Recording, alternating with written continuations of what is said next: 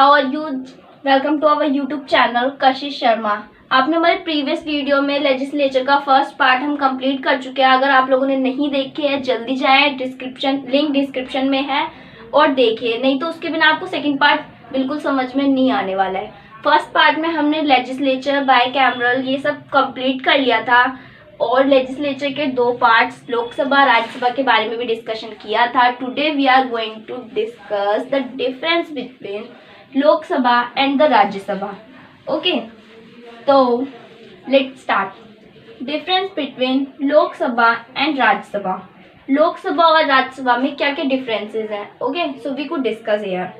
First that's I will study you. मैंने आपको पहले बताया था लोकसभा में डायरेक्ट इलेक्शन होते हैं। Okay, direct election in the sense Lok Sabha में जो भी लीडर्स इलेक्ट होके आते हैं वो डायरेक्टली पीपल्स के जरिए इलेक्ट होके आते हैं। ओके, पीपल खुद अपने आप वोट देते हैं आके, देन उसके बाद जो लीडर्स इलेक्ट होते हैं वो लोकसभा में आते हैं। ठीक है, इसलिए इनका इलेक्शन डायरेक्ट होता है। देन राज्यसभा में इनडायरेक्टली इलेक्टेड आते हैं, लीडर्स आते हैं। ओके, देन लोकसभा में 543 मेंबर्स होते हैं, फर्स्ट वीडियो में ये चीज़ बताई थी। देन राज्यसभा में 250 मेंबर्स होते हैं। 250 मेंबर में से 12 मेंबर जो होते हैं वो नॉमिनेटेड करते हैं हमारे प्रेसिडेंट। ओके, जो 12 मेंबर्स होते हैं वो प्रेसिडेंट किसी भी फील्ड से ले सकते हैं। ओके, किसी भी फील्ड से ले लेंगे, आपके आर्ट से ले लेंगे, स्पोर्ट्स से ले लेंगे, कल्चर से, किसी भी फील्ड से 12 मेंबर्स ले सकते हैं। ठीक है, it's depend on the president. Okay, then money bill only introduce in Lok Sabha.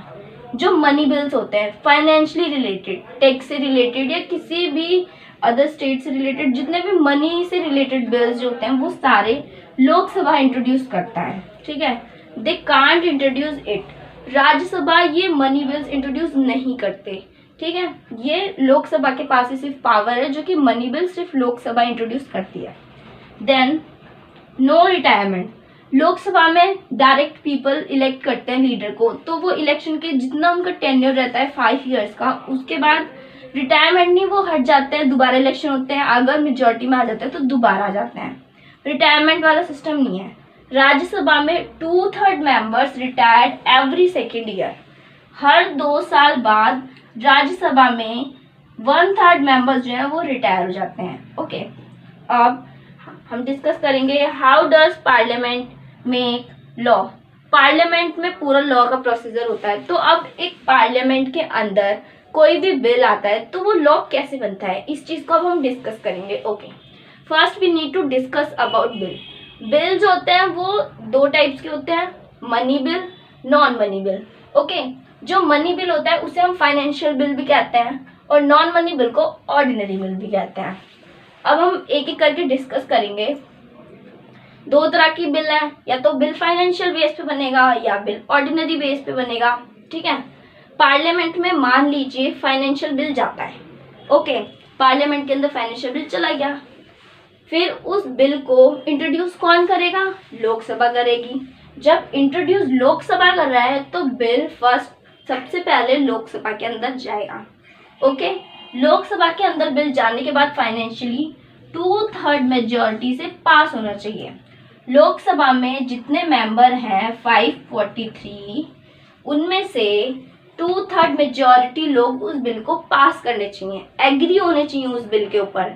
अगर 2/3 मेजॉरिटी नहीं होगी तो बिल रुक जाएगा। ठीक है, 2/3 मेजॉरिटी से पास हो गया लोकसभा में। देन उसके बाद जो बिल है वो जाएगा राज्यसभा में। राज्यसभा में भी जाके 2/3 मेजॉरिटी से पास होगा। देन उसके बाद प्रेसिडेंट के पास जाएगा। प्रेसिडेंट्स बहुत ही इंपॉर्टेंट रोल प्ले करते हैं बिल को लॉ बनाने में। विदाउट प्रेसिडेंट के सिग्नेचर कोई भी बिल लॉ नहीं माना जाता है। ओके, प्रेसिडेंट के पास जाएगा बिल। प्रेसिडेंट या तो उस प्रेसिडेंट के पास 3 कंडीशन होती हैं, या तो वो बिल पे साइन कर देंगे, या बिल को रिव्यू के लिए भेज देंगे, या फिर 40 डेज का वेटिंग दे देंगे, जिसे वीटो पावर कहते हैं। ओके, अब ये कंडीशन क्या होगी? मान लीजिए जो फाइनेंशियल बिल लोकसभा राज्यसभा ने पास किया है, उस बिल के अंदर प्रेसिडेंट को कुछ गड़बड़ लग रही है, तो प्रेसिडेंट बोले रिव्यू के लिए वो बिल वापस भेज देगा कि आप दोनों हाउसेस इस बिल पे दोबारा डिस्कशन करें क्या गलती है इसमें, वो दोबारा से आप इस पे डिबेट डिस्कशन करिए फिर इंट्रोड्यूस कीजिए, ठीक है। तो वो कंडीशन रिव्यू वाली हो जाएगी, ठीक है। देन अगर प्रेसिडेंट को वो बिल सही लग रहा है तो प्रेसिडेंट डायरेक्टली साइन कर देगा, ओके। और अगर बिल वापस भेज दिया रिव्यू के लिए, उसके बाद बिल दोबारा प्रेसिडेंट के पास आया है और प्रेसिडेंट को तब भी उसमें कुछ सही नहीं लग रहा है, तो प्रेसिडेंट उस बिल को 14 डेज के लिए अपने पास एज अ वेटिंग में रख देगा। उस 14 डेज के लिए जो बिल, किसी भी बिल को 14 डेज तक जो प्रेसिडेंट अपने पास वेटिंग में रखता है उसे वीटो पावर कहते हैं, जो कि प्रेसिडेंट के पास होती है। ऑर्डिनरी बिल में भी सेम कंडीशन होती है कि ऑर्डिनरी बिल आएगा, वो लोकसभा राज्यसभा दोनों के अंदर 2/3 मेजोरिटी की नेसेसरी है कि 2/3 मेजोरिटी दोनों हाउसेस में 2/3 मेजोरिटी से ही पास होने चाहिए। देन वो बिल प्रेसिडेंट के पास जाएगा।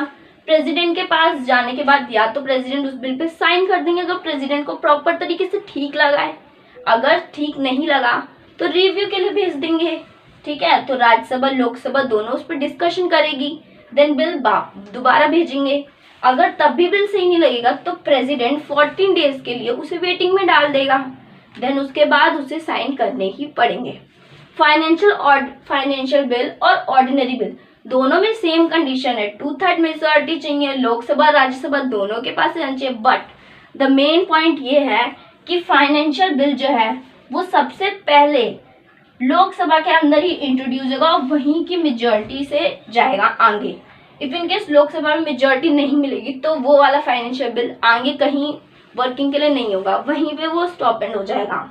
और ऑर्डिनरी बिल को आप लोकसभा या राज्यसभा दोनों में से किसी में भी फर्स्ट इंट्रोड्यूस कर सकते हैं, ठीक है। कोई इसमें वो नहीं है कि आप राज्यसभा में करें या लोकसभा में करें, किसी भी दोनों हाउसेस में कर सकते हैं। लेकिन फाइनेंशियल बिल में ये नेसेसरी है कि जो फाइनेंशियल बिल है वो लोकसभा में ही पहले इंट्रोड्यूस होगा, ओके।